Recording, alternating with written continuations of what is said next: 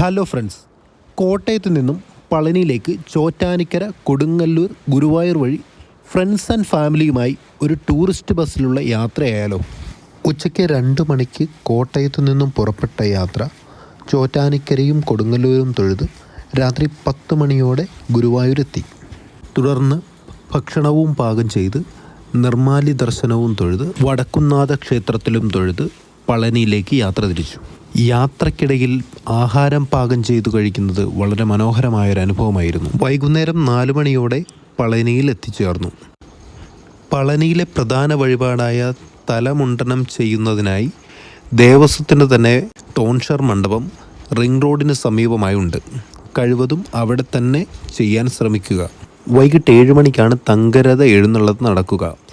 9 മണിയോടെ നട അടയ്ക്കുകയും ചെയ്യും. പുലർച്ചെ 4:45 റിംഗ് റോഡിലെ ഗേറ്റ് തുറക്കുക. അമ്പലത്തിലെ നട തുറക്കുന്നതും പൂജ തുടങ്ങുന്നതും 6 മണിയോടെയാകും. ദർശനം കഴിഞ്ഞ് മടങ്ങുന്നവർക്ക് ആവശ്യമെങ്കിൽ വിഞ്ച് ട്രെയിൻ ഉപയോഗിക്കാവുന്നതാണ്. 25 രൂപയാണ് ഒരാൾക്ക് ചാർജ് ഈടാക്കുന്നത്.